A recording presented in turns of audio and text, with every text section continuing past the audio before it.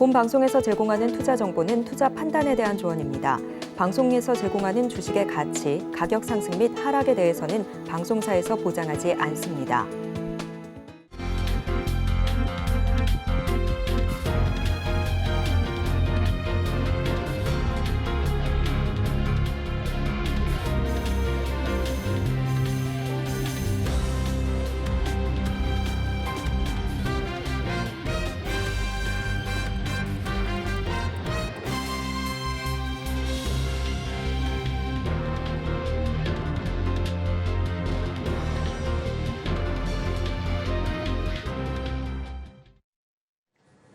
시청자 여러분 안녕하세요. 오늘을 돌아보고 내일을 준비하는 오늘장 내일장 일부 진행의 백선혜입니다.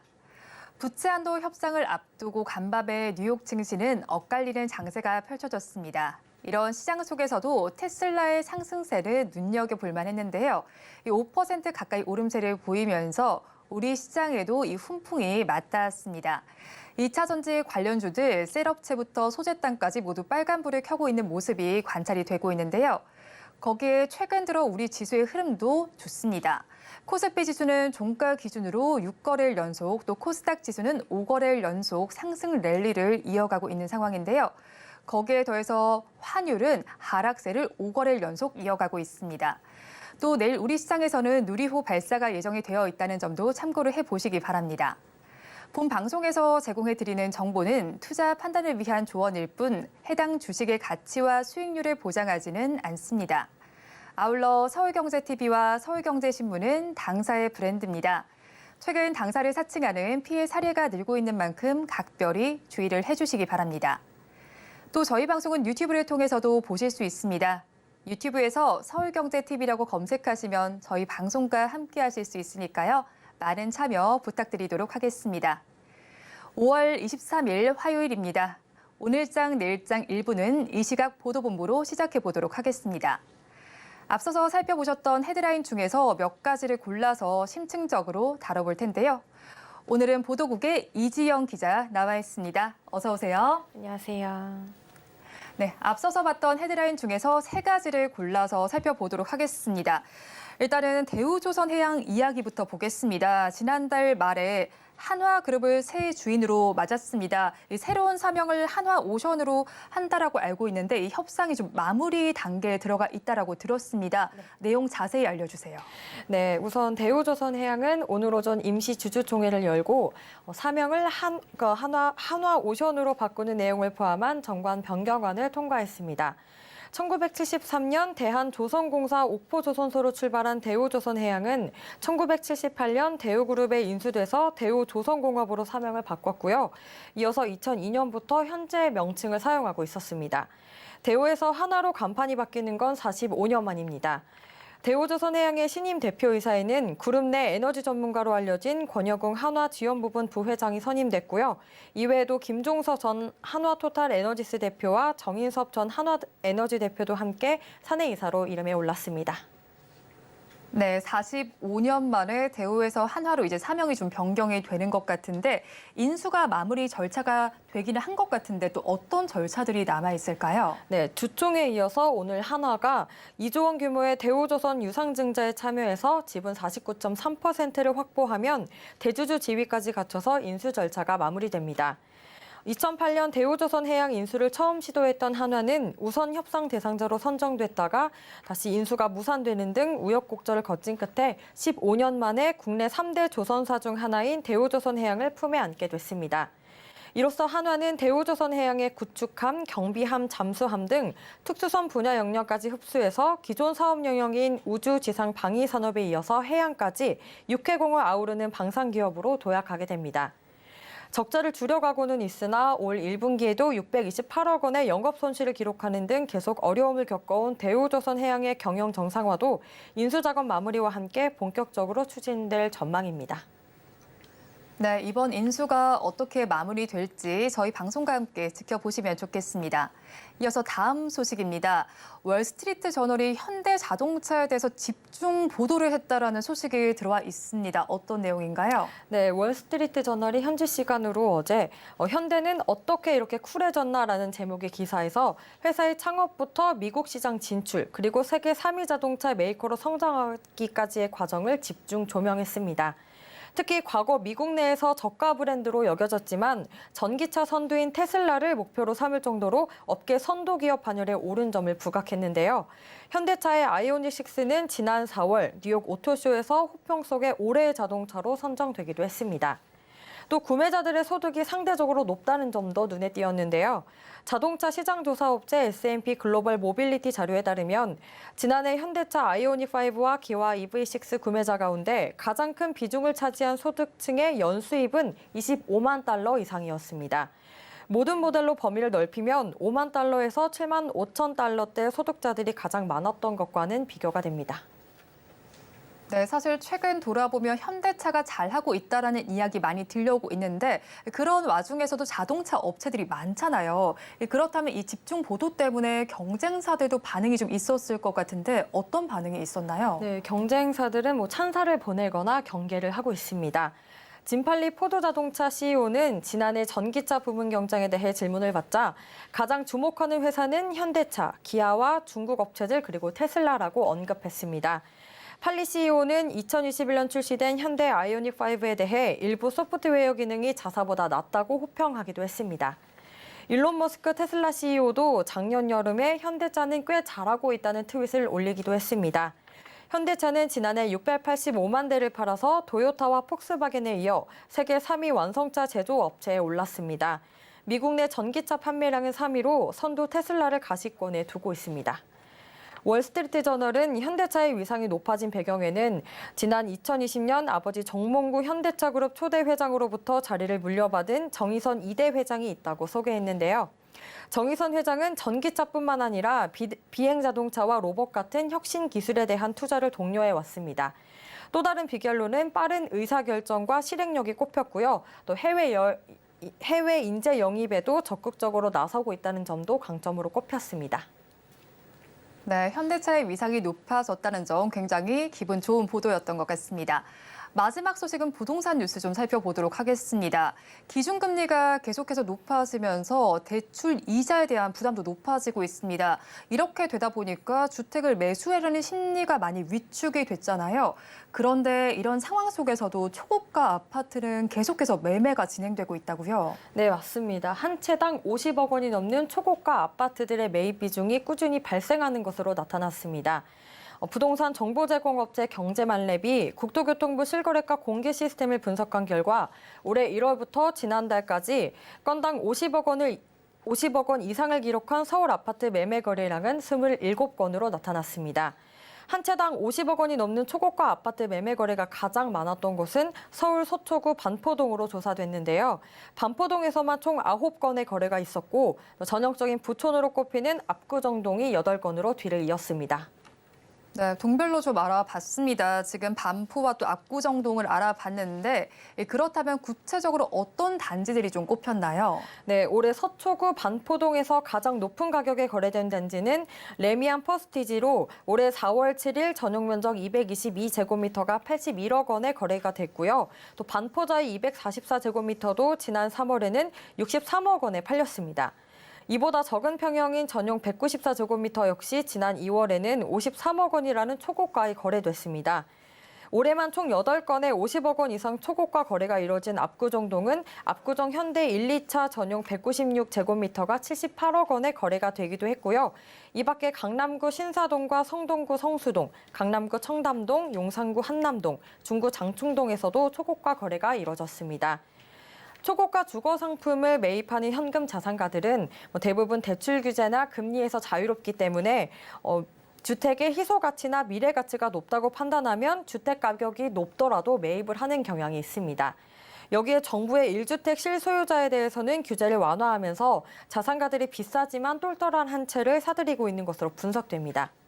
업계 전문가들은 최상급 위치에 위치해 있는 초고가 주거 상품은 공급 물량이 많지 않아서 희소성이 높은 데다가 세 부담까지 낮아지면서 자산가들의 똘똘한 한 채선으로 거래가 지속적으로 이어질 것으로 보고 있다고 전망했습니다. 네, 오늘 이 시각 보도본부에서는 대우조선해양의 인수와 그리고 현대차 집중 보도, 초고가 아파트의 거래까지 짚어봤습니다. 보도국 이지영 기자와 함께했습니다. 오늘 말씀 고맙습니다. 감사합니다. 오후장에서 주목할 만한 공시를 알려드리는 시간입니다. 스피드 뉴스엔 공시 김혜영 캐스터가 알려드립니다. 스피드 뉴스엔 공시 김혜연입니다. 미국이 이 부채 한도 협상에 난항을 겪고 있긴 하지만 이 3차 협상이 생산적이었다라고 평가를 했죠. 또 이 디폴트까지는 이르지 않을 것이란 이 낙관론이 불거지게 되면서 우리 시장은 전일에 이어서 오늘장에서도 상승세를 이어나가고 있습니다. 네, 그럼 오늘장 주요 공시들 살펴볼 텐데 그 전에 이 공정거래위원회가 오늘 국무회의에서 대규모 내부거래 이사회 결과 공시 대상이 되는 이 기준금액을 기존 50억 원에서 100억 원으로 상향 조정하는 일부 개정안이 통과가 됐다라고 하죠. 내년 1월 1일부터 시행될 예정이라고 하니까요. 이 점도 참고해 보시면 좋을 것 같습니다. 네, 그럼 첫 번째 공시부터 살펴보도록 하겠습니다. 대림제지 공시 살펴볼 텐데 오늘 자사주 취득 관련한 공시가 있었습니다. 지난 4월 25일부터 5월 19일까지 NH투자증권을 통해서 총 10만 주의 자사주 매입을 완료했습니다. 주당 평균 취득 가격은 8,634원이었습니다. 또 대림제지는 이번 취득으로 45만 주, 총 39억 원 규모의 자사주를 보유하게 된 건데요. 이는 총 발행 주식의 5%에 해당하는 규모라고 합니다. 네, 이어서 프레스티지 바이오로직스 살펴보도록 하겠습니다. 현덕훈 대표이사가 장내 매수를 통해서 자사주 23,290주를 매입했다라고 오늘 공시를 했습니다. 현덕훈 대표가 자사주를 매입한 건 지난 8월 26일 대표이사로 취임한 이후 처음인데요. 현덕훈 대표이사뿐만 아니라 이 프레스티지 바이오파마 그룹은 주주가치 제고와 또 이 책임 경영 강화 등을 위해서 주요 임직원의 자사주 매입이 진행이 되고 있습니다. 현 대표는 이제 첫 자사주 매입을 시작을 했고요. 앞으로도 추가적인 이 주식 매입을 고려하고 있다라고도 이야기 덧붙였습니다. 네, 계속해서 안국약품 살펴보도록 하겠습니다. 안국약품이 애니코프 라이선싱 계약을 맺었던 이 중국 기업에 계약 해지 요청을 했다라고 합니다. 안국약품에 따르면 계약 체결자인 중국 제약기업인 이 스촨 완허 중국의약품의 계약 해지를 요청했다라고 하는데 앞서 2013년 5월에 애니코프를 중국 내 독점 공급하는 라이선싱 계약을 체결을 한 바가 있었는데요. 당초 5년 동안 계약 조건은 확정이 됐고요. 5년 후에 납품 가격 등에 대해서 재조정이 이루어지는 계약이었습니다. 그런데 중국 내 해당 의약품에 대한 허가 절차가 완료가 되지 않아서 그동안 매출이 발생하지 않았다라고 합니다. 안국약품은 계약 상대방의 이 계약 불이행으로 수입 승인이 되지 않았기 때문에 계약 해지를 요청한 것이라고 밝혔습니다. 이렇게 오늘장 주요 기업들의 공시와 뉴스 살펴봤고요. 지금까지 스피드 뉴스앤 공시 김혜연이었습니다.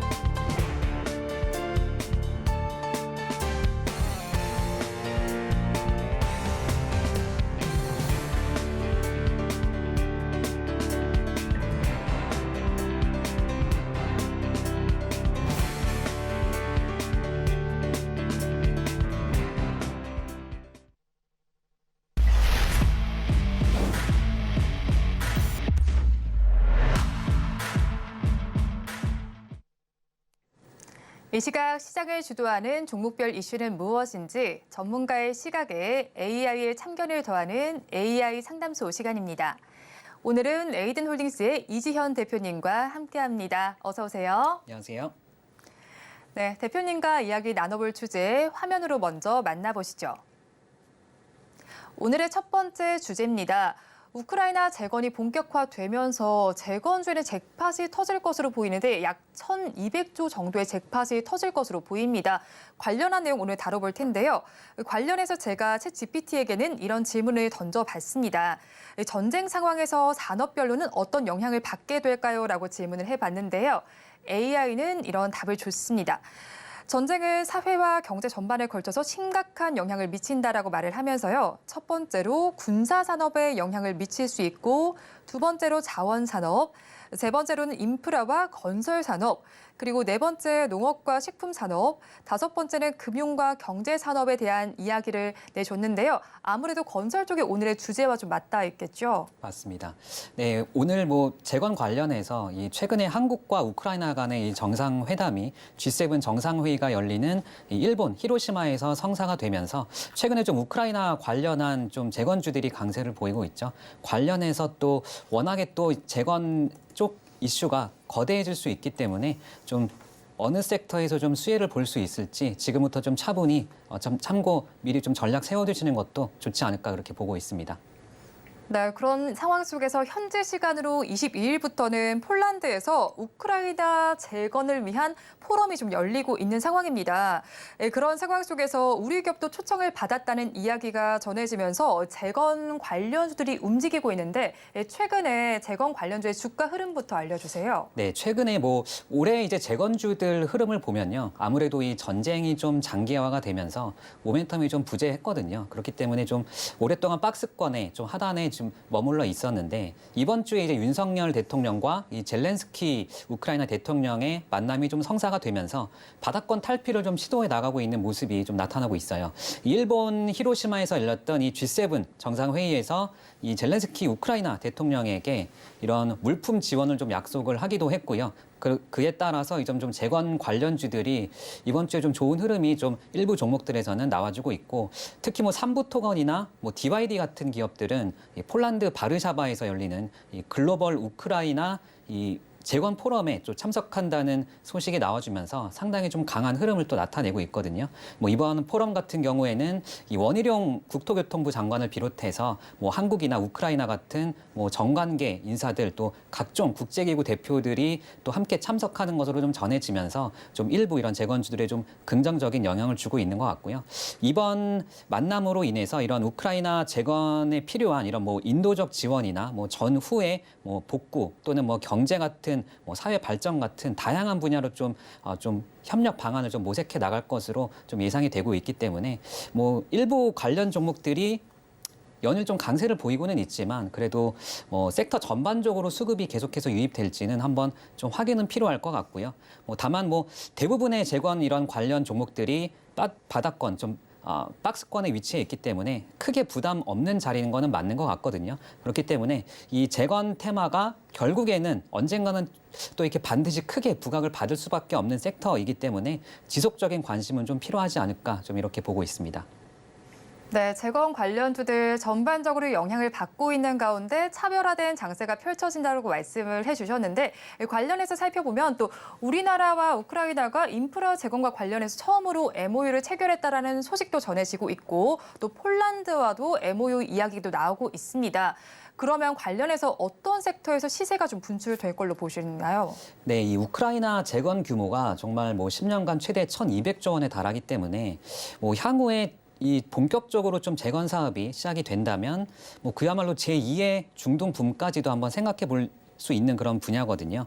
국내 기업들도 계속해서 좀 이런 관련한 사업을 논의하고 있고 좀 정부도 좀 발벗고 나서서 이런 수주에 대한 좀 시도들을 계속해서 좀 얘기를 해 나가고 있기 때문에 우리나라가 좀 강점을 보일 수 있는 업종들, 특히 원전 같은 쪽에서는 우리나라가 아무래도 여전히 좀 기술적으로 탑티어급이기 때문에 이런 분야에서는 좀 수주에 유리하지 않을까라는 좀 기대감을 가져볼 수 있을 것 같고요. 추가적으로 원전이 최근에 여러 차례 좀 좋은 모멘텀 등을 가지고 있었는데 이런 재건 관련해서도 충분히 좀 추가적인 좀 모멘텀의 수혜를 받을 수 있지 않을까 좀 그렇게 보여지고요. 뭐 그 외에 뭐 건설이나 철강 같은 업종들도 향후 좀 종전에 대한 기대감이 있을 때는 충분히 좀 접근이 유효하다 좀 이렇게 말씀드리겠습니다. 네, 일단 충분히 접근이 유효하다라고 말씀을 해주시긴 했는데 사실 앞서서 말씀해 드린 것처럼 재건 관련주들 중에서도 좀 차별화된 장세가 펼쳐집니다. 그런 가운데 사실 삼보톡은 오늘도 강세가 굉장히 지속적이고 좀 독보적이다라고 볼 수 있을 것 같아요. 오늘도 상한가까지 치솟으면서 1944원에 거래가 되고 있는 상황인데 사실은 그런데 또 건설 기계주는 대부분 하락세를 보이고 있어요. 이런 상황 속에서 뭐 가지고 계신 분들과 또 신규로 진입하실 분들 다른 전략을 취해야 될 것 같은데 어떻게 보시나요, 대표님? 네, 신규 접근 같은 경우에는 아무래도 좀 단기 접근보다는 좀 중장기적인 관점에서 접근이 좀 필요할 것 같고요. 뭐 최근 며칠 좀 강하게 상승했던 이런 삼부토건 같은 종목들은 이미 좀 수익권이신 투자자분들은 좀 수익 실현을 일부라도 하시는 것이 좀 좋을 것 같고요. 뭐 전쟁이 좀 빠르게 끝날 분위기는 아직은 좀 아니라는 쪽에 무게가 좀 실리고 있기 때문에 뭐 전쟁의 장기화를 예상한다면 앞으로 이런 재건주들이 실질적으로 좀 수혜를 받기까지는 조금 시간이 필요하지 않을까 이렇게 보고 있어요. 그렇기 때문에 조금은 신중한 투자 판단이 좀 필요하다는 분석이고요. 좀 본격적으로 이런 재건 사업이 좀 시작될 타이밍에 맞춰서 어느 정도는 좀 일정을 정확하게 확인하고 진입을 하면 충분히 좀 늦지 않을 것이다. 좀 이렇게 보고 있습니다. 네, 재건주와 관련해서는 가지고 계신 분들께서는 일단은 좀 수익 실현을 해보시고 신규로 진입을 하실 분들께서는 일정을 꼼꼼하게 체크를 해보시면 좋겠습니다. 이어서 다음 주제는 화면을 통해서 보겠습니다. 두 번째 주제입니다. AI 열풍이 요즘에는 또 식을 줄 모릅니다. AI 시대 속에서 저희가 찐 수혜주를 찾아야 할 것 같은데 사실은 글로벌 IT 공룡들이 AI 사업을 확대하면서 이 생태계 자체가 급속도로 확장이 되고 있습니다. 지금 보시면 여러 업체들이 참여를 하고 있어요. 뭐 구글도 그렇고 마이크로소프트, 알파벳, 아마존 등등 굉장히 많은 업체들이 참여하고 있는 상황 속에서 오늘 우리 시장에서 AI 관련주들은 어떻게 움직였나요? 네, 뭐 정말 화면에서 보시다시피 정말 뭐 네로라는 글로벌 빅테크 기업들이 빠짐없이 좀 AI 전쟁에 좀 참전을 하고 있다라고 보시면 될 것 같은데요.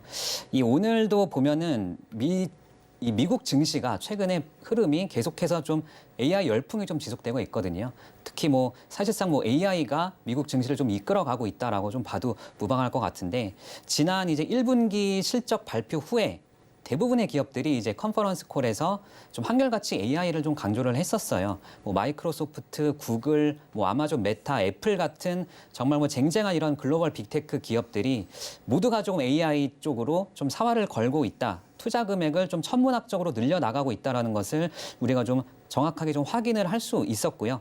사실상 뭐 챗GPT 대장주라고 할 수 있는 뭐 엔비디아 같은 경우에는 상당히 좀 강한 좀 이런 상승 흐름을 계속해서 이어나가고 있고 AI 열풍의 이런 좀 최대 수혜주로서 좀 긍정적인 얘기들이 계속해서 나오고 있거든요. 뭐 일부에서는 뭐 지금도 많이 상승했지만 앞으로 뭐 추가적으로 뭐 5배 이상까지도 상승할 수 있다라는 뭐 의견까지도 나올 만큼 뭐 그야말로 정말 엔비디아 같은 경우는 상당한 강한 좀 흐름이 이어지고 있다라고 보여지고 또 관련해서 반도체 섹터가 미국 증시도 그렇고 이제 우리 증시도 또 함께 좀 수혜를 받고 있는 모습이 계속해서 좀 나타나고 있거든요. 그런 가운데 지금 보니까 글로벌 빅테크 업체들의 AI 현황도 좀 보면 좋겠는데 한번 알려주세요.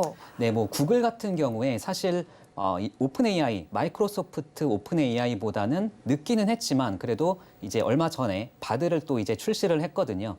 기존에 이제 마이크로소프트 빙 같은 경우에는 시장 점유율이 한 3% 정도밖에 되지 않았어요.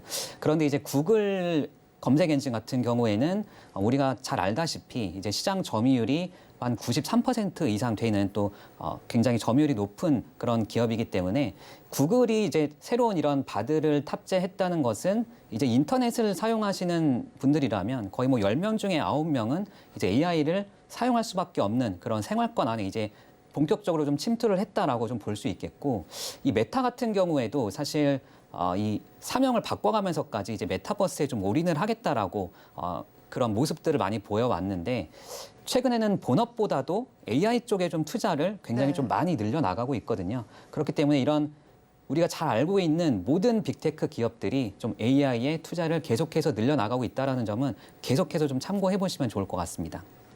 네, 일단은 이렇게 글로벌 빅테크들 계속해서 참여하면서 AI에 대한 관심이 높아지고 있는 상황이긴 합니다. 거기에 더해서 현지 시간으로 내일은 MS 빌드도 개최가 되는데 이런 상황 속에서도 사실 연초보다는 지금 움직임이 살짝 더딘 것 같아요. AI 관련주들 추가로 상승할 수 있는 모멘텀은 어떤 게 있을지도 굉장히 궁금하거든요. 네, 저는 사실 뭐 최근 시장에서 가장 큰 고민 중에 하나죠. 과연 이 차기 주도 섹터가 어떤 게 될 것인지 좀 고민들이 많으실 것 같은데 저는 좀 차기 주도 섹터의 강력한 후보로 좀 AI를 꼽고 있거든요. 뭐 2차 전지가 최근 이제 밸류에이션 고점 부근에서 좀 조정을 받고 좀 내려온 부근이기도 하고 추후에 이제 증시를 좀 이끌 후보군으로 뭐 AI나 반도체, 뭐 제약바이오, 로봇 등이 좀 거론이 되고 있는데 사실 저는 이 모든 것들이 결국에는 이제 AI와 좀 연결이 되어 있다라고 좀 보고 있거든요. 이 반도체도 결국에는 이런 AI 훈풍에 따른 수혜주로서 모멘텀을 가지고 있고 제약바이오 업종 또한 AI 관련해서 또 수혜를 또 크게 볼 수 있는 업종 중에 하나라고 보고 있고 그런 것 같네요. 바이오 같은 경우도 굉장히 신약 개발 기간과 또 비용도 많이 줄일 수 있는 것으로 나타나고 있어요. 맞습니다. 이 기존의 그 신약 개발 기간을 보면은 보통 평균적으로 한 10년에서 15년이 걸렸거든요. 네. 그리고 비용 또한 한 2조에서 3조 원가량이 들었는데 시간 같은 경우에는 절반가량으로 그러네요. 최대치 네, 기준으로 한 전반 맞습니다. 정도 되네요. 네, 네. 절반 정도 줄일 수도 있고 비용 같은 경우도 3조 원에서 무려 한 6천억 원까지도 줄여 나갈 수 있다는 점에 좀 주목을 해봐야 되겠고 이 기존의 사람들이 한 수십 명의 연구원들이나 이제 사람들이 100만 건 이상의 논문을 검색할 때 평균적으로 뭐 한 2년에서 5년 정도가 걸린다고 하거든요. 네. 그런데 이런 일을 이제 AI를 접목을 시키면 단 하루만 해도 충분히 가능하다라는 점에서 정말 빠르네요. 네, 정말 이 사람과는 아무래도 좀 비교 불가한 그런 네. 학습 능력과 이런 분석 능력을 가지고 있다는 점을 보면 앞으로 이런 시간과 인건비를 최소화하는데 이런 제약 기업들이 반드시 좀 AI 접목을 좀 빠르게 늘려나갈 것이다라고 참고를 해보시면 좋을 것 같고 뭐 신약 후보 물질 관련해서도 계속해서 좀 이런 AI의 강점을 좀 살릴 수 있는 부분들이 많기 때문에 이런 제약바이오 업종 앞으로 이런 신약 개발 관련해서 뭐 팬데믹 주기도 빨라지고 있고 앞으로 우리가 좀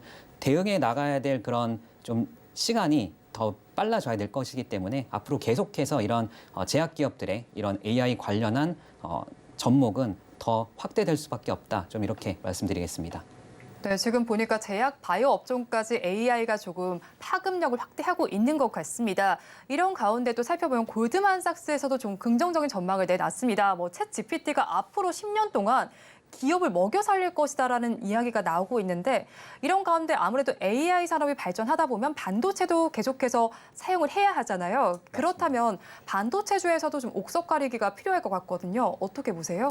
네, 이 AI 밸류체인이 워낙에 거대하기 때문에 사실 수혜해 볼 수 있는 업종이 정말 많이 있거든요. 근데 우리가 투자를 할 때 좀 반드시 순서대로 좀 미리 좀 가장 빠르게 수혜를 볼 수 있는 업종을 먼저 선별을 해서 좀 순서대로 좀 투자를 이어나간다면 향후에 좀 굉장히 좋은 기회가 좀 많이 있을 거라고 좀 보여지고요.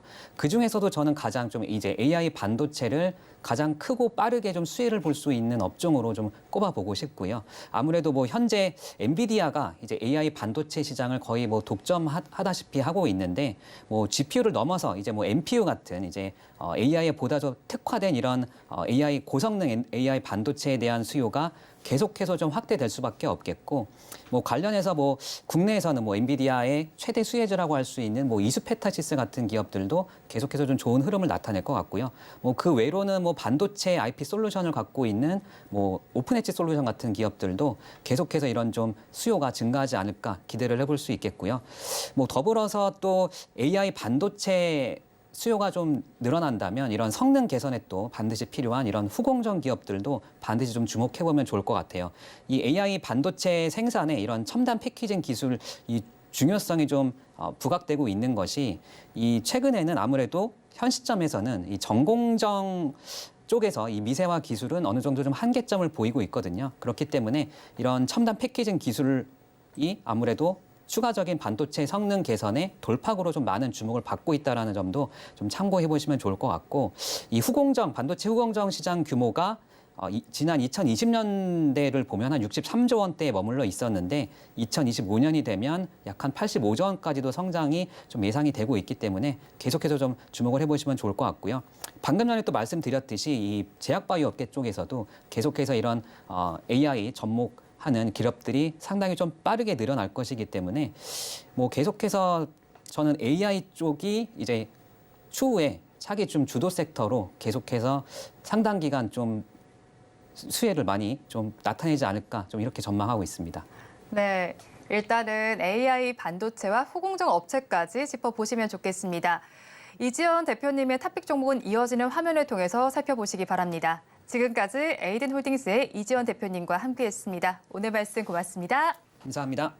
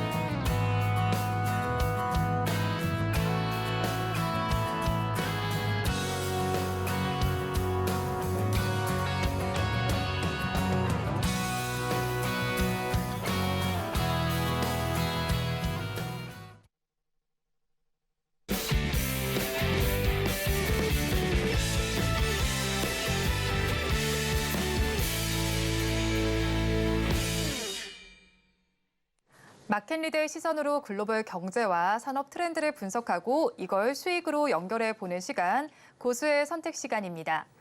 오늘은 미중산업경제연구소의 조용찬 소장님과 함께합니다. 어서 오세요. 예, 안녕하십니까?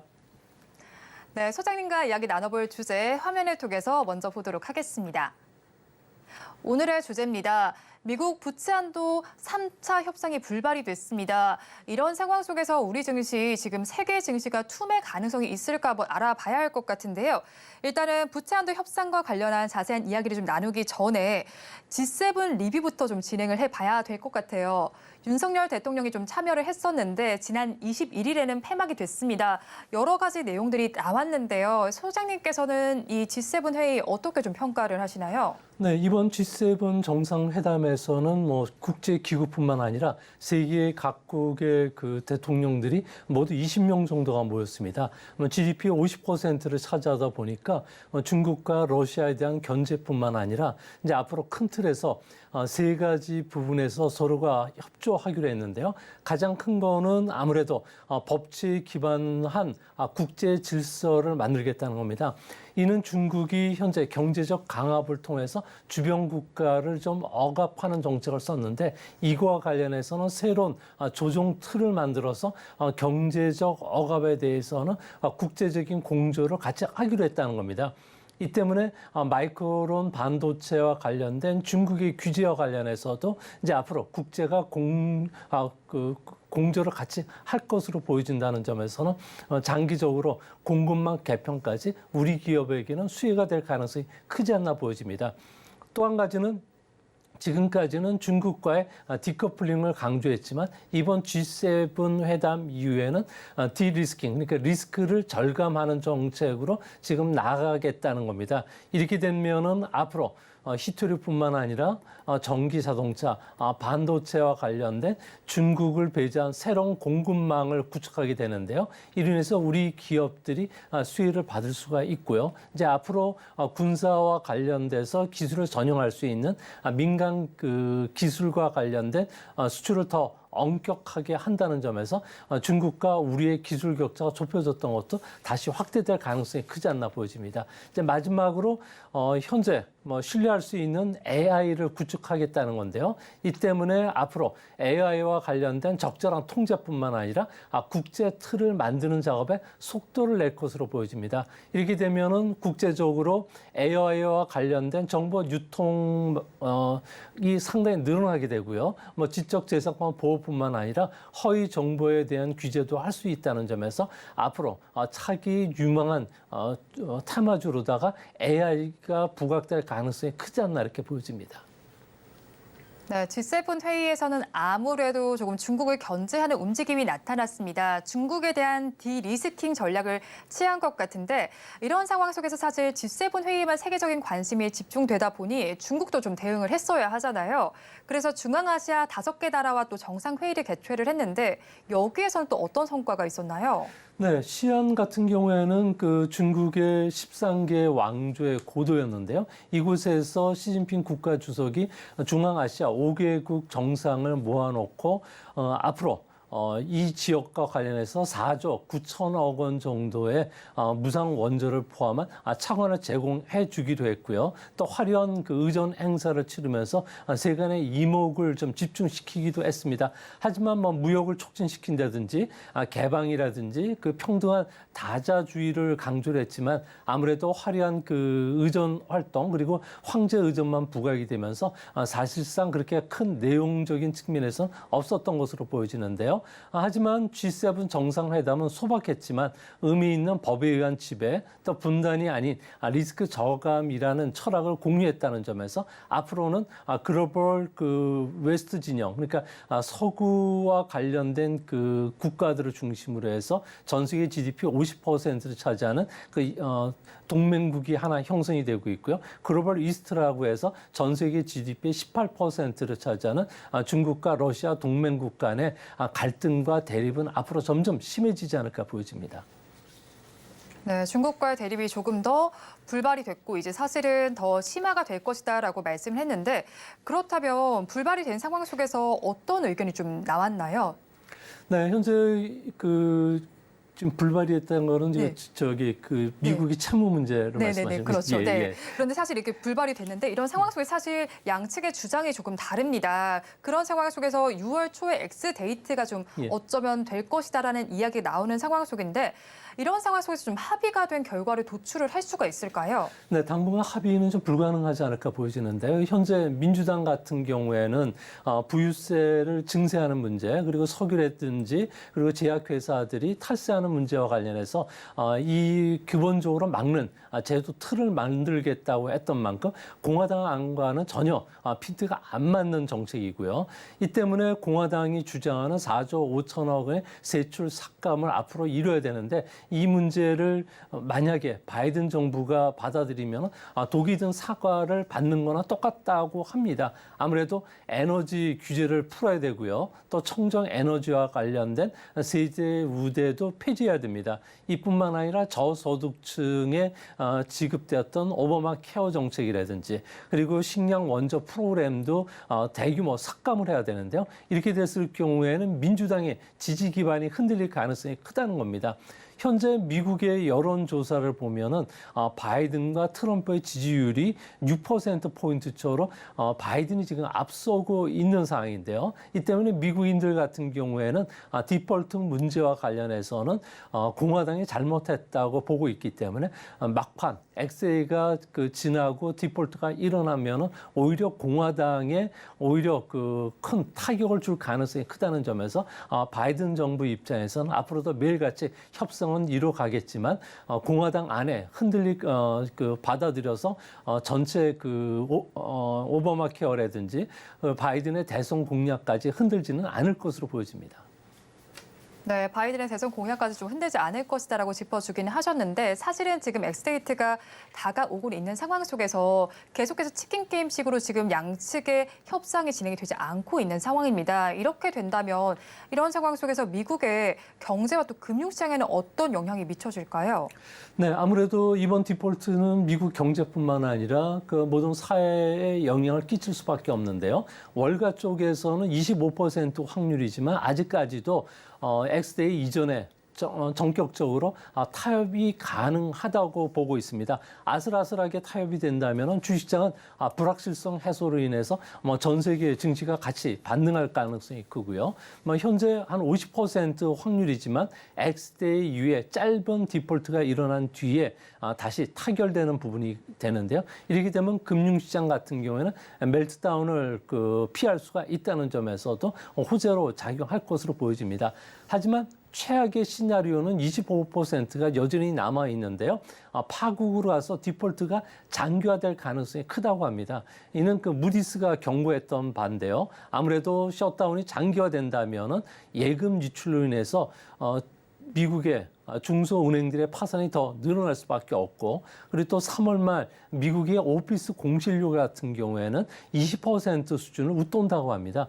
리먼 쇼크 직전보다도 더 높은 수준이 되는데요. 이 때문에 부동산 투자 펀드 쪽에서 대규모 환매들이 일어날 가능성이 크고요. 또한 리스크 회피 현상으로 인해서 미국의 GDP 같은 경우에는 4%포인트가 좀 하락하면서 실업률과 관련해서도 급등하고, 그리고 실업자는 한 700만 명 정도가 발생할 가능성이 있지 않나 보여집니다. 이런 위험 시나리오가 된다면은 미국 연방정부 같은 경우에는 10년간 7,500억 달러 정도의 재정적인 부담을 더 지게 될 수밖에 없기 때문에 연금이라든지 그리고 사회의료보장제도와 관련된 민주주의 틀이 크게 흔들릴 가능성이 크고, 이렇게 된다면은 달러 가치 하락, 또 미국이 미중 간의 패권 전쟁에서 패할 가능성도 있기 때문에 이런 극도의 혼란은 아무래도 공화당도 피해가지 않을까 보여집니다. 네, 아무래도 이렇게 디폴트가 되고 셧다운이 장기화된다면 굉장히 충격을 받을 것으로 예상이 되긴 합니다. 그런데 소장님, 저희는 또 과거의 사례와도 좀 비교를 해봐야 하잖아요. 사실 지금의 사태가 2011년의 사태와 좀 비슷하다라는 이야기가 나오고 있습니다. 그때 전후 상황과 지금을 좀 비교해서 봐야 할 것 같은 시점이에요. 그렇다면 어떻게 지금 바라보고 계신가요? 네, 미국 같은 경우에는 하원 선거가 2년마다 일어나기 때문에 아무래도 셧다운은 자주 일어납니다. 하지만 디폴트는 단 3번밖에 없었는데요. 그중에서도 2011년이 지금과 거의 비슷하다고 합니다. 민주당이 대통령과 상원을 장악하고 있고 공화당이 하원을 장악하고 있는 상황이 비슷한데요. 이 당시에 XA를 전후해서 CDS 프리미엄이 70bp에서 60bp 가까이 좀 급등을 했습니다. 특히 신용평가 기관 같은 경우에는 1941년 이후에 처음으로 미국의 국가의 신용 등급을 트리플 A에서 더블 A로 바뀌었는데요. 이 때문에 S&P 500 지수를 보시면은 네. 7월 22일부터 8월 10일까지 17% 가까이 하락을 했습니다. MS 신흥국 지수 같은 경우에는 무려 18%나 폭락을 했고요. 미국의 10년물 국제 수익률 같은 경우는 제로금리 수준인데도 0.86%포인트나 급등을 했기 때문에 만약에 이게 재현이 됐으면 현재는 금리가 5배라는 점에서 2%포인트 정도 급등할 소지가 있다는 겁니다. 이런 위기 상황에서는 상품 시장에서는 금 쪽으로 매수세가 쏠리면서 금 가격이 무려 11%나 올랐고요. 원유 가격은 16% 정도 폭락했습니다. 이 때문에 현재 이런 위험이 재현되는 거 아니냐는 의견들이 제기가 되고 있지만 이 당시보다는 미국의 국채 발행자의 2배 정도 높지만 그 당시에는 미국의 실업률이 9% 가까이 됐었고요. 그리고 제로금리 상황이었기 때문에 현재보다는 경제 상황이 안 좋았고 펀더멘털도 약했다는 측면에서 이번에는 과거와 같은 사례가 반복되지 않고 오히려 주가가 하락하면은 매수할 수 있는 기회가 한 번 더 찾아올 가능성이 높지 않나 이렇게 보여집니다. 네, 주가가 하락한다면 이 상황에서도 매수할 수 있는 기회가 찾아올 수 있다라고 말씀을 해주셨는데 경기 전체도 저희가 좀 봐야 하잖아요. 사실 지금 미국 시장에서는 지방은행발 신용 경색이 장기화되고 있는 상황이고 거기에 개인 소비도 침체에 빠질 가능성이 높게 된다면 현재 기준으로 경제가 어느 정도 후퇴할지 좀 보면 좋겠는데 그래프로 좀 제시를 해주신 것 같아요. 네, 뉴욕 연방은행 같은 경우에는 1년 뒤에 경기 후퇴 확률을 매달 9에서 네. 발표하는데요. 4월 말 기준으로 해서는 68.2% 정도 올랐습니다. 지난 그 42년 만에 가장 높은 수치가 됐는데 이 정도 수치에서는 미국이 경기 후퇴 국면에 꼭 들어갔었고요. 또한 컨퍼런스 보드가 발표하는 4월 경기 선행지수 같은 경우에는 전년 대비 10개월 연속을 하락했습니다. 10개월 연속 하락한 상황 속에서 미국이 경기 후퇴에 빠지지 않았던 적이 없었던 것으로 나옵니다. 이 때문에 뱅크 오브 아메리카 같은 경우에는 1년 뒤에 기관 투자가들 같은 경우에는 경기 후퇴에 빠질 수 있다고 보는 사람이 47% 정도 나타나고 있기 때문에 현재 상황에서는 적극적인 리스크 테이킹 하려는 투자가들이 좀 없는 것으로 보여지고요. 하지만 소프트 랜딩을 예상했던 투자가들은 63%, 그리고 경기 경착륙을 예상하는 비중이 27%였던 점에서 앞으로 찾아올 경기 후퇴는 기업의 재고 조정이지 수요 위축에 따른 아주 하드 랜딩이 찾아오지 않고 마일드한 경기 후퇴 국면이 찾아온다는 점에서 주시장에 큰 영향을 끼치지 않을 것이라고 기관 투자가들이 보는 측면이 매우 강하게 나타나고 있습니다. 일단 경기 후퇴와 관련해서는 그래도 그나마 다행인 점은 연착률 확률을 더 높게 예상한다라고 말씀을 해주셨는데, 그렇다면 경기는 언제쯤 후퇴를 하게 되고 후퇴하는 기간은 어느 정도 될까요? 네, 미국 경제 같은 경우는 세 가지 절벽에 지금 시달리고 있는데요. 아무래도 대출 급감뿐만 아니라 잉여 저축도 줄고 있고요. 또한 재정과 관련해서는 채무 상환 협상이 지금 난항을 겪고 있기 때문에 그렇습니다. 이 때문에 지방은행을 중심으로 해서는 아무래도 대출이 상당히 위축이 될 수밖에 없고요. 또 보복 소비를 뒷받침했던 팬데믹 기간에 잉여 저축이 무려 3천조 원 정도가 됐었는데 이 자금이 연말이면 거의 다 써진다고 합니다. 이 때문에 존스 레드북 같은 경우는 매주 미국의 주간 소매 판매를 보여주고 있는데요.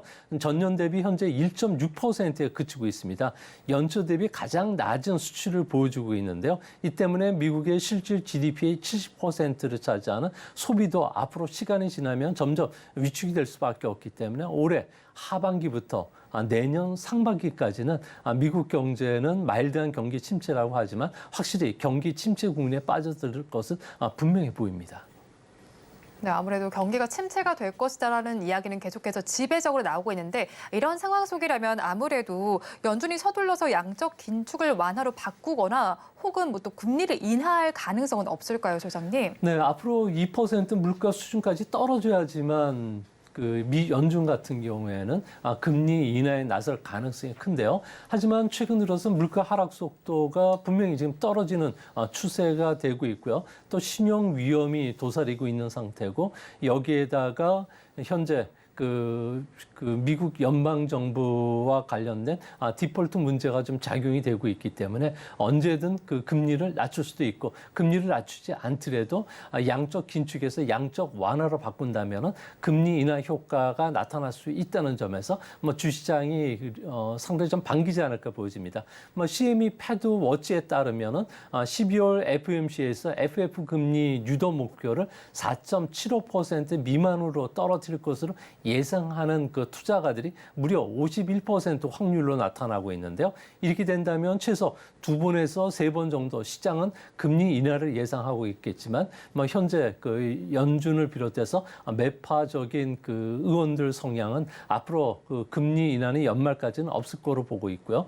또한 골드만삭스라든지 JP 모건 같은 경우에도 추가 금리 인상에도 대비해야 된다고 하기 때문에 현재 미국 금융상 또 주시장 같은 경우에는 이런 시장과 그다음에 FOMC에서 나타나는 금리와 관련된 전망 보고서들에 따라서 상당히 좀 이격도가 벌어질 수가 있기 때문에 당분간 주가는 좀 변동성이 큰 모습으로 나타날 가능성이 있지 않나 이렇게 보여집니다. 네, 사실 금리에 대해서는 시장에서 실제로 나오는 대로 한번 보면 좋을 것 같습니다. 그러면 마지막 질문 좀 드리도록 하겠습니다. 중국 상황도 좀 보면 좋겠는데요. 중국의 4월의 주요 경제 지표를 보면요. 지난해에도 도시 봉쇄로 마이너스 성장을 했는데 주요 기저효과로 큰 폭의 증가세를 보이긴 했습니다. 그렇다면 앞으로도 빠른 경제 성장을 좀 기대를 해볼 수 있을까요? 네, 이번 4월 경제 지표를 보면은 플러스 기저 효과를 재해놓고 봤을 경우에는 중국 경제는 정체 내지 이제 침체 국면에 빠져들고 있다는 것을 보여지는데요. 미국을 대신해서 중국이 세계 소비를 이끌어줄 줄 알았더니 그렇지 않았다는 겁니다. 경기의 순간 풍속을 보여주는 4월 소비 같은 경우에는 전월 대비 0.5%에 그쳤고요. 산업 생산은 오히려 마이너스 0.5%를 기록했습니다. 투자도 마이너스 0.6%를 기록했는데요. 이 때문에 세계 경기 선행 지표라고 할 수 있는 구리 같은 경우에도 3월 고점 대비 무려 33%나 빠졌기 때문에 세계는 그 중국도 하반기에는 경기 하락 국면에 들어갈 것을 예상하는 그런 모습입니다. 다행히 중국 같은 경우에도 경기 부양책들을 준비를 하고 있기 때문에 하반기 우리 시장에도 좀 긍정적인 영향을 끼칠 수 있는 여러 가지 모멘텀들이 계속 나타날 것으로 보여집니다. 네, 일단 중국의 경제가 예상보다 활기를 띠지는 못하는 것 같지만 그래도 우리 시장의 하반기에 긍정적인 요소가 있을 만큼 한번 지켜보시면 좋겠습니다. 지금까지 미중산업경제연구소의 조용찬 소장님과 이야기 나눠봤습니다. 오늘 말씀도 고맙습니다. 오늘장 내일장 1부 마칠 시간이 됐습니다. 본 방송에서 제공해드리는 정보는 투자 판단을 위한 조언일 뿐 해당 주식의 가치와 수익률을 보장하지는 않습니다. 아울러 서울경제TV와 서울경제신문은 당사의 브랜드입니다. 최근 당사를 사칭하는 피해 사례가 늘고 있는 만큼 각별히 주의해 주시기 바랍니다. 1부 준비된 순서는 여기까지입니다. 저희는 잠시 후 2부로 돌아오도록 하겠습니다.